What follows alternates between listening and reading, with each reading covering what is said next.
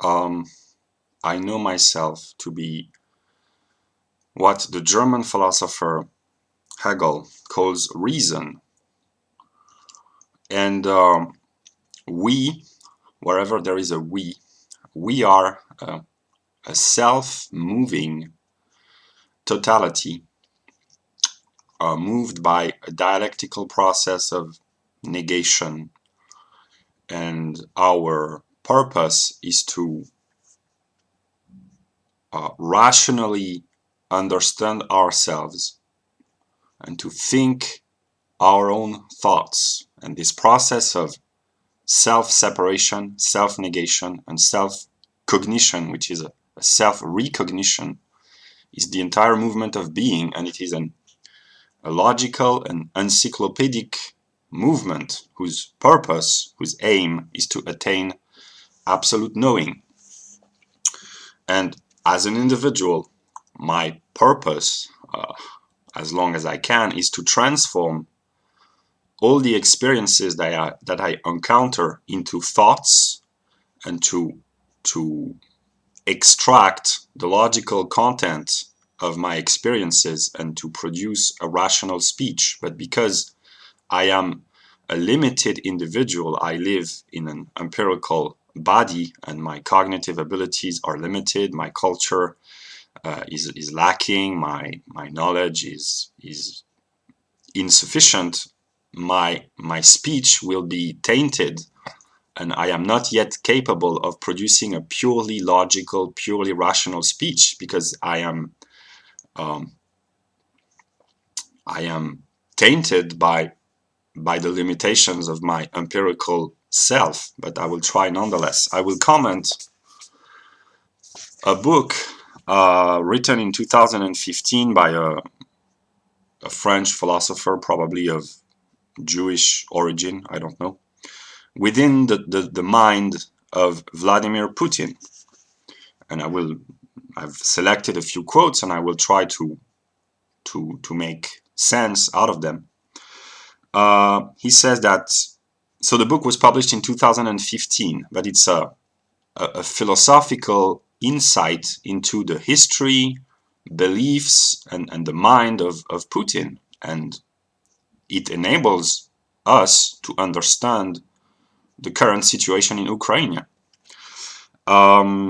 So in January 2014, the leaders of the party, the political party of Putin, received a peculiar, a special Christmas gift, not Christmas, New Year's gift from the presidential administration, philosophy books. The pages were apparently filled with obscure, unintelligible speculations, but one has to get into the business of philosophy because philosophy is the thought of being. It is being thinking itself, and this is what we call God. And the sole object of philosophy is the knowledge of God or the absolute. So philosophy is everywhere because the world is the manifestation of the absolute. Apparently, Putin often quotes authors and philosophers in his speeches, and by a synchronicity of the times, he believes himself to be his role, his historical role is to be the leader, the guide of an authentic democracy. He wants to be a conservative, and he wants um, to base morality within religion. So he has a religious view of morality, and here we are in the realm of what Hegel calls objective spirit, and every morality is derived from religion, and even atheistic morality is a product of the absence of religion. And the problem of atheists is to find the ground for a morality without God, because as Dostoevsky apparently said, if there is no God, then everything is allowed. And he thinks about the historical mission of the Russian people confronting the age-old hostility from the West. And I made a previous video in which I said that the dialectical irony at work is that the defenders of the West, the right-wing white nationalist movements, they fantasize about Russia because Russia embodies the martial, virtuous values which they wished the West would recover or had preserved in order to maintain its identity. So the right-wing Westerners admired, or some still do admire, Russia because they are the opposite of what the West has become, namely an effeminate, decadent civilization.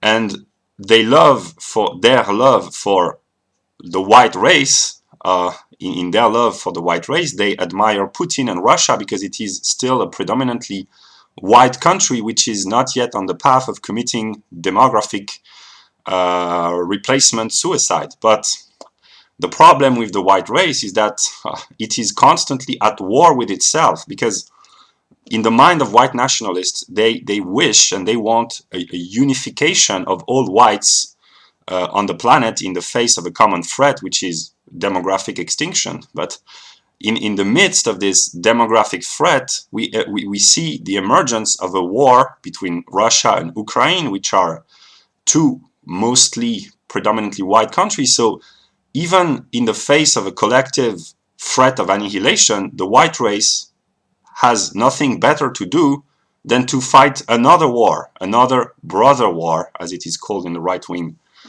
spheres. So this is a dialectical irony which expresses a deep truth about the white race, is that it is a group of people which is constantly at war with itself. So yeah. The question apparently for the Russian minds, the Russian intelligentsia, is whether Russia should think of itself as a separate civilization, and separation is the path of the negative, or should they think of themselves as the saviors, the conservative saviors of Europe? So Russia is geographically and intellectually torn apart between East and West. It's not a completely European country, and it's not an Asian country nonetheless. And the entire history of Russia has consisted in being torn apart and trying to solve the contradiction between the Western influences and the Eastern influences. And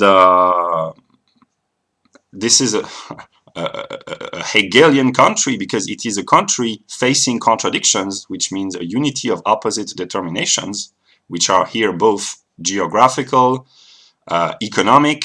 Should they turn towards the economic potential of Western Europe or the economic potential of China and Asia?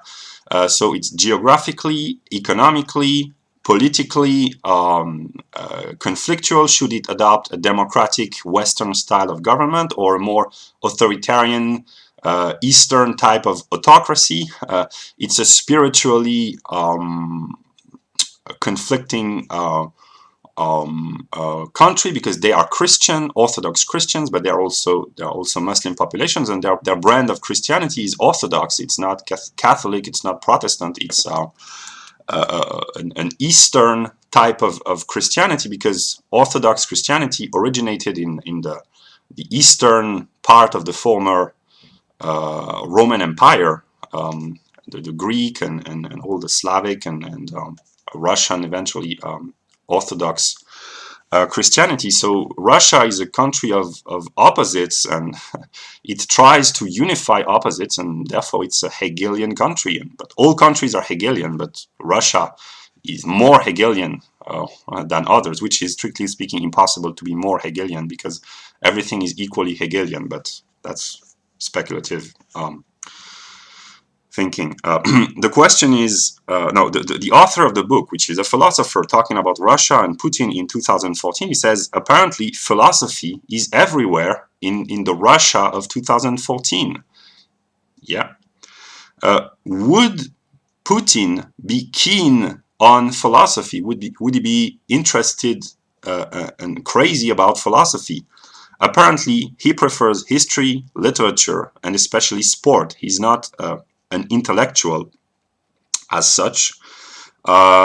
He has disdain for the hair-splitting speculations of the philosophers. He prefers a concrete, an immediate contact with reality, is more in the present, in the concrete aspect. But what philosophy teaches us is that what we call concrete is a reflection of what the philosopher called abstract, because it is in the very concept of abstraction to negate itself and to become concrete. So the world is the reflection of a philosophical idea.